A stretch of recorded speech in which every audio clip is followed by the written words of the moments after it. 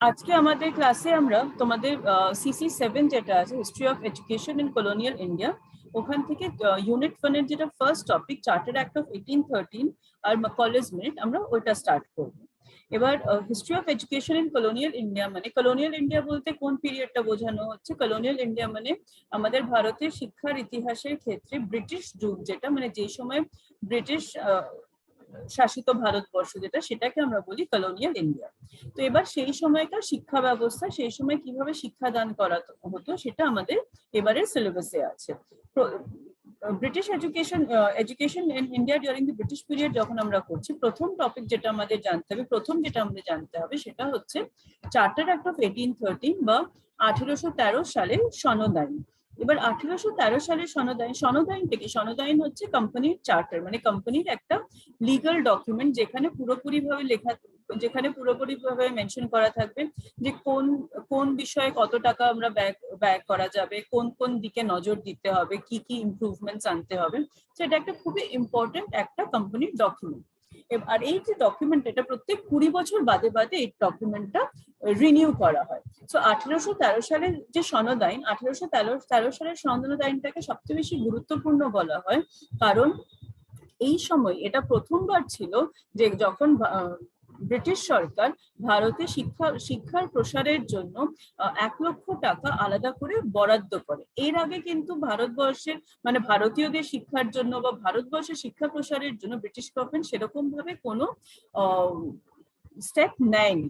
এই charter act of 1813 হচ্ছে প্রথম এরকম একটা ডকুমেন্ট, যার মাধ্যমে ব্রিটিশ গভর্নমেন্ট ইন্ডিয়াতে এডুকেশনের এক্সপ্যানশনের জন্য, শিক্ষার প্রসারের জন্য 1 লক্ষ টাকা বরাদ্দ করে, এবং ওই 1 লক্ষ টাকাটি শুধুমাত্র শিক্ষার ক্ষেত্রে ব্যবহার হবে বলে একটি ধারা পাশ করে, যেটাকে আমরা বলি ক্লজ 43 বা 43 নম্বর ধারা। এবার এই 43 নম্বর ধারায় কি বলা হয়েছে, তোমরা এটা একটু ছোট্ট করে লিখে নাও, তোমাদের বলে দিচ্ছি যে আর্টিকেল 43 তে কি বলা হয়। Article 43 of the charter act of 1813, মানে 1813 সালের সনদ আইনে আর্টিকেল 43 নম্বর ধারায় কি বলা হয়েছে।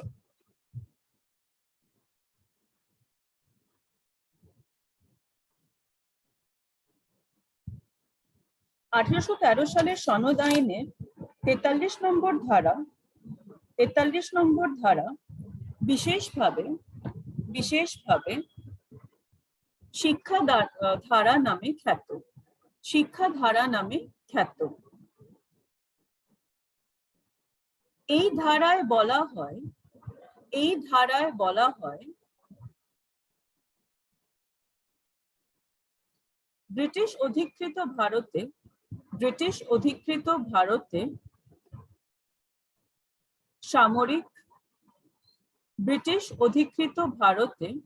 সামরিক, অসামরিক ও শিল্প বাণিজ্যের ব্যয় এবং সরকারি ঋণ ম্যাম, ব্রিটিশ কোনটা বললেন? আমি আরেক শুরু থেকে বলছি। ব্রিটিশ অধিকৃত ভারতে সামরিক, অসামরিক ও শিল্প বাণিজ্যের ব্যয় এবং সরকারি ঋণ ও তার সুদের খরচ বহন করার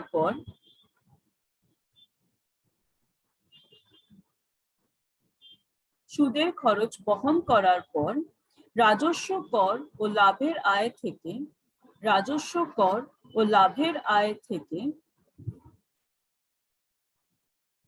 যা উদ্দীপ্ত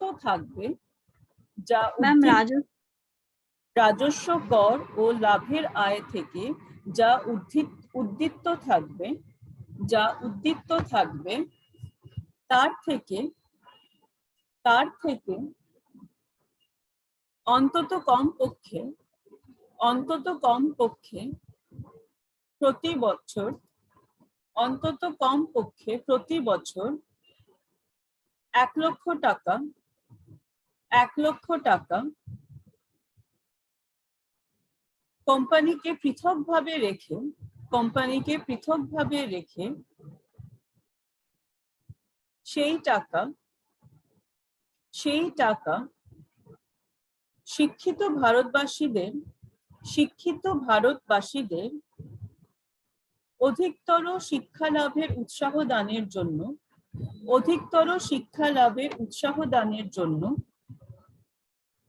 সাহিত্যের পুনরুদ্ধার ও উন্নতির জন্য আরেকবার একটু লাইনটা বলুন তো। তার আমি শেষ করি আগে, তারপর সাহিত্যের পুনরুদ্ধার ও উন্নতির জন্য এবং ব্রিটিশ ভারতে বসবাসকারী জনগণের মধ্যে আধুনিক বিজ্ঞানের জ্ঞান প্রচারের জন্য ব্যয় করতে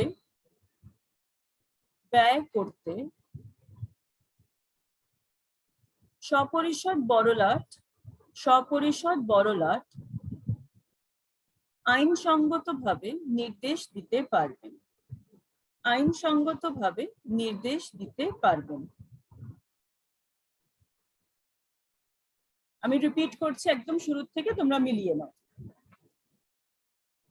ব্রিটিশ অধিকৃত ভারতে সামরিক, অসামরিক ও শিল্প বাণিজ্যের ব্যয় এবং সরকারি ঋণ ও তার সুদের খরচ বহন করার পরে রাজস্ব, কর ও লাভের আয় থেকে যা উদ্বৃত্ত থাকবে তার থেকে অন্তত কম পক্ষে প্রতি বছর 1 লক্ষ টাকা কোম্পানিকে পৃথকভাবে রেখে সেই টাকা শিক্ষিত ভারতবাসীদের অধিকতর শিক্ষা লাভের উৎসাহ দানের জন্য, সাহিত্যের পুনরুদ্ধার ও উন্নতির জন্য এবং ব্রিটিশ ভারতে বসবাসকারী জনগণের মধ্যে আধুনিক বিজ্ঞানের জ্ঞান প্রচারের জন্য ব্যয় করতে সপরিষদ বড়লাট আইনসঙ্গতভাবে নির্দেশ দিতে পারবেন। এতটা অব্দি সবাই লিখতে পেরেছো? কারোর কোথাও মিস হয়েছে?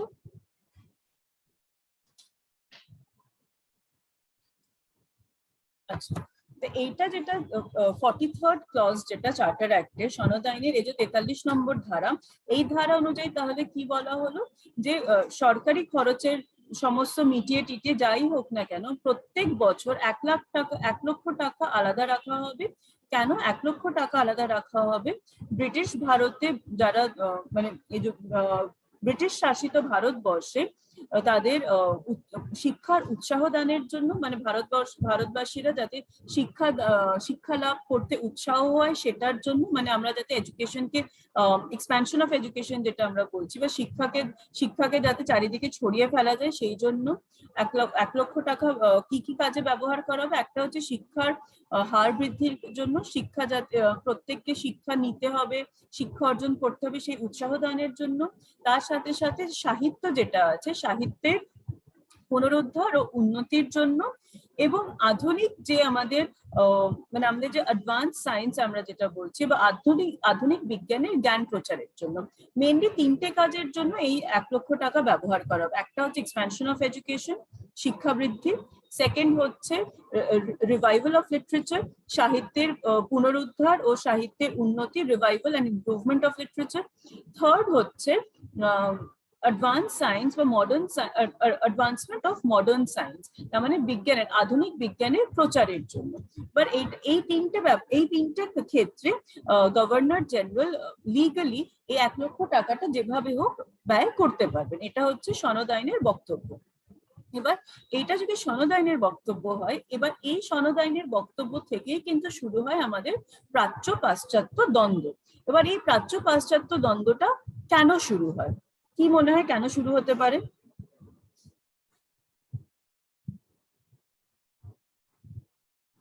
যখন আইনটা ম্যাডাম, হ্যাঁ বলো।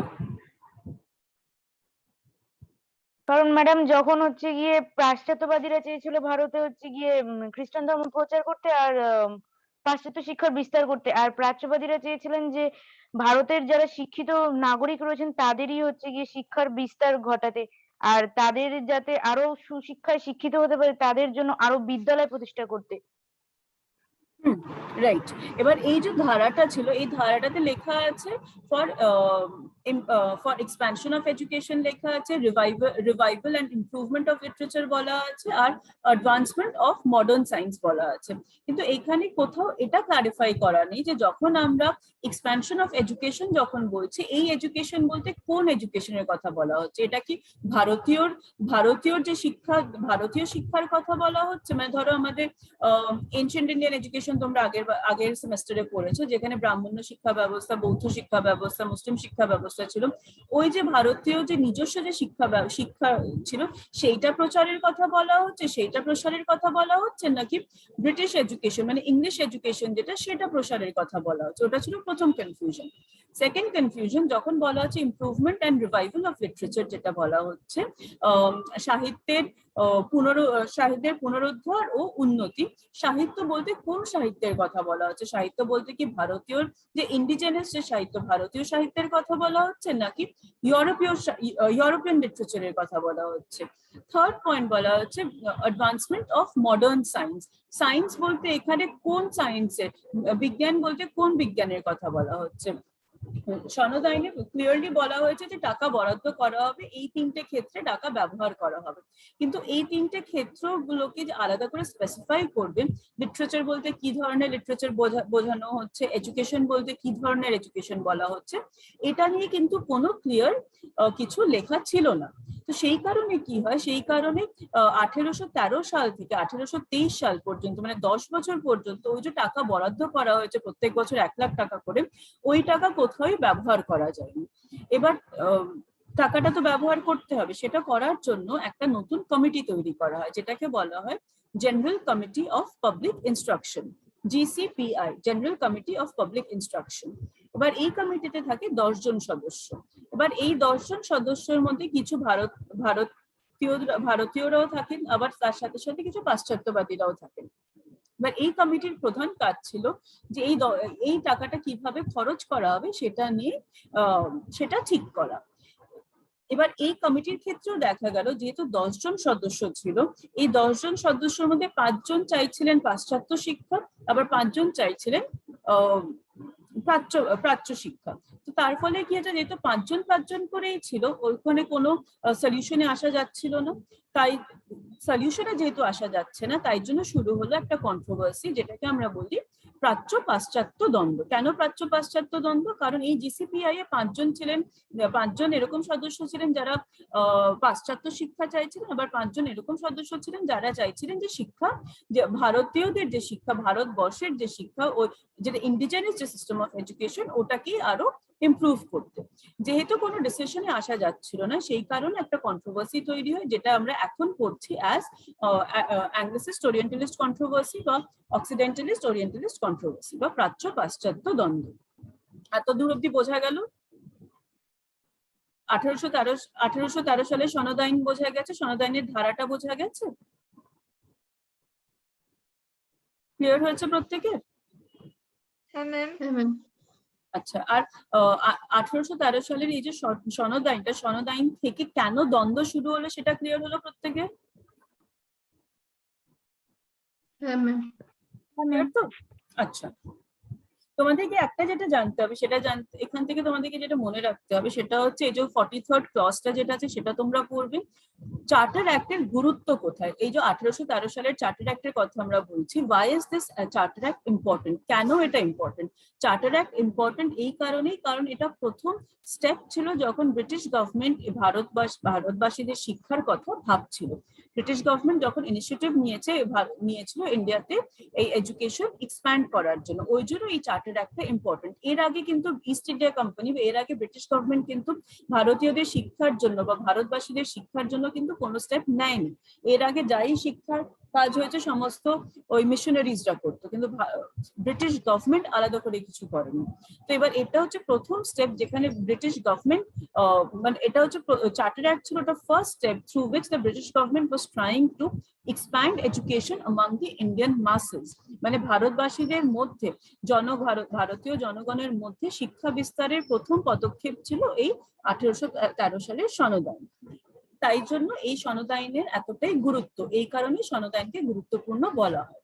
এবার সনদ আইন থেকে 10 বছর বাদে 1823 সালে তৈরি হলো জিসিপিআই, general committee of public instruction, যেটা হওয়ার ফলে তারপর শুরু হলো প্রাচ্য পাশ্চাত্য দ্বন্দ্ব। প্রাচ্য পাশ্চাত্য দ্বন্দ্ব কেন শুরু হলো? কারণ ওইখানে সবচেয়ে বড় প্রশ্নটা ছিল এই যে 1 লাখ টাকা, ওই 1 লাখ টাকাটা কিভাবে খরচ করা হবে? ওটা কি ভারতীয় শিক্ষা বিস্তারে খরচ করা হবে নাকি ইউরোপিয়ান লিটারেচারের বিস্তারে, ইউরোপিয়ান লিটারেচারের শিক্ষা বিস্তারে খরচ হবে? সায়েন্স বলতে আমরা কি ধরনের সায়েন্স বোঝাচ্ছি?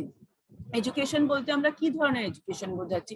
এডুকেশন বলতে কি আমরা মাস এডুকেশন বলছি, মানে আমরা কি গণশিক্ষার কথা বলছি, নাকি এডুকেশন বলতে আমরা বোঝাচ্ছি যে খালি আমরা কয়েকজনকে শিক্ষা দেব, তারা আবার ইন্টার্ন কয়েকজনকে শিক্ষা দেবে, তারা আবার কয়েকজনকে শিক্ষা দেবে, যেটা তখন ছিল ডাউনওয়ার্ড ফিল্ট্রেশন থিওরি বা চুইয়ে পড়া নীতি। চুইয়ে পড়া নীতি কি ছিল? চুইয়ে পড়া নীতিতে ছিল যে ধরো 20 জনকে বেছে নেওয়া হলো, তাদেরকে শিক্ষা দেওয়া হলো, এবার ওই 20 জন আরো বাকি 40 জনকে শিক্ষা দেবে, ওই 40 জন আরো 80 জনকে শিক্ষা দেবে। তার মানে কি হচ্ছে? ওপর থেকে নিচে আস্তে আস্তে শিক্ষা বিস্তার হচ্ছে। সেই ডাউনওয়ার্ড ফিল্ট্রেশন থিওরির মতে, মানে চুয়ে পড়া নীতির মতে কি শিক্ষা প্রসার করা হবে, নাকি আমরা গণশিক্ষার কথা বলবো, আমরা মাস এডুকেশনের কথা বলবো, যেখানে প্রত্যেকে শিক্ষা অর্জন করছে? তো এই সমস্ত কোয়েশ্চেন্স গুলো ছিল বলে আমাদের এই প্রাচ্য পাশ্চাত্য দ্বন্দ্ব শুরু হয়, যেটাকে আমরা পড়ি অ্যাংলিসিস্ট ওরিয়েন্টালিস্ট কন্ট্রোভার্সি বা অক্সিডেন্টালিস্ট ওরিয়েন্টালিস্ট কন্ট্রোভার্সি বলে। Clear so far? কারোর কোনো ডাউট আছে? আচ্ছা, তো তাহলে এবার এই যে কন্ট্রোভার্সিটা শুরু হয়, এই কন্ট্রোভার্সির ক্ষেত্রে প্রাচ্যবাদীদের মধ্যে, পাশ্চাত্যবাদীদের মধ্যে রিপ্রেজেন্টেটিভ থাকে লর্ড ম্যাকলে, আর প্রাচ্যবাদীরাও নিজেদের মতামত পেশ করেন, পাশ্চাত্যবাদীরাও নিজেদের মতামত পেশ করেন। এবার ছোট্ট করে একটুখানি লেখো, তা নাহলে তোমাদের পরে মনে থাকবে না।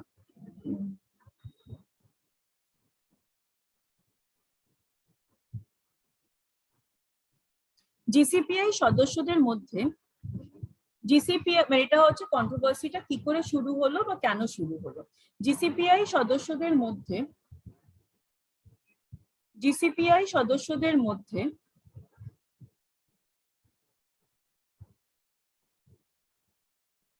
চারটি বিষয় নিয়ে মতভেদ দেখা দিয়েছিল।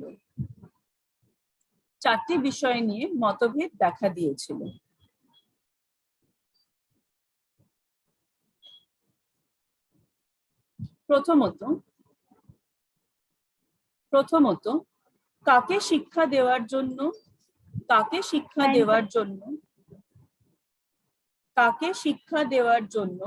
সরকারি অর্থ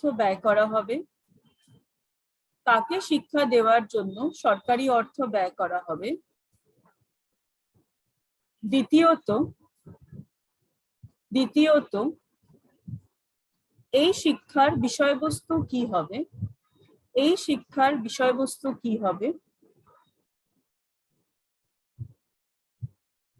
তৃতীয়ত, শিক্ষার মাধ্যম কি হবে তা নিয়েও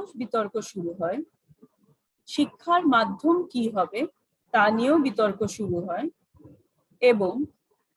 এবং চতুর্থত, বেসরকারি প্রচেষ্টার ভূমিকা কি হবে,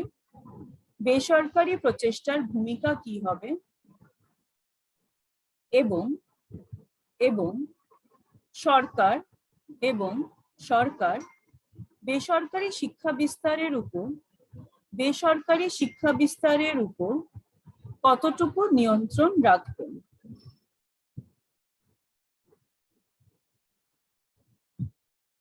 এই সমস্যাগুলির সমাধান করতে গিয়ে শিক্ষা কমিটির সদস্যরা দুটি ভাগে বিভক্ত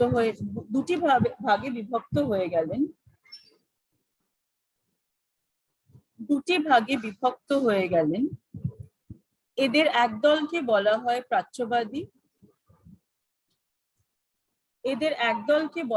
প্রাচ্যবাদী, এবং অপর দলকে বলা হয় পাশ্চাত্যবাদী।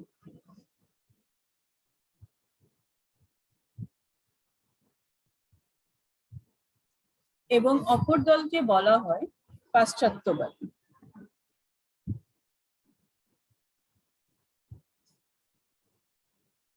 এতটা অব্দি ক্লিয়ার হয়েছে প্রত্যেকে?